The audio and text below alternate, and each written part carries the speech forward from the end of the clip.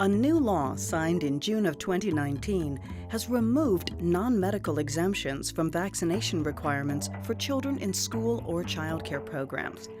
This means there is no longer a religious exemption to the requirement that children be vaccinated against measles and other diseases to attend either public, private, or parochial school for students in pre-kindergarten through 12th grade or childcare programs. This is meant to protect public health after the worst measles outbreak New York has seen in over 20 years. For childcare providers, this means all children in your program must now be vaccinated unless they have a specific medical exemption.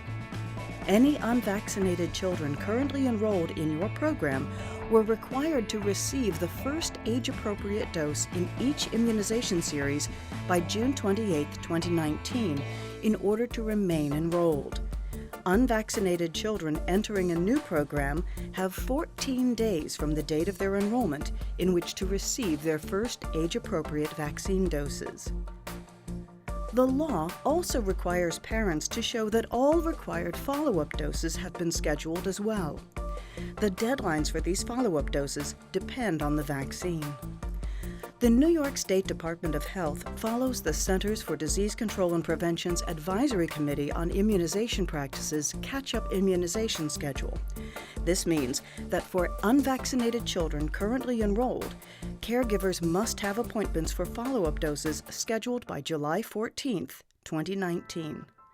For unvaccinated children who are not yet enrolled, the first age-appropriate doses are given within 14 days from the first day of enrollment. All required follow-up doses for these children must then be scheduled within 30 days. Please note, there is no option for caregivers to appeal this requirement in childcare programs. Only a valid medical exemption will suffice, and it must be reissued annually by a New York State licensed physician. Because of this change, OCFS has updated the Child and Care Medical Statement, LDSS 4433, to remove the religious exemption language.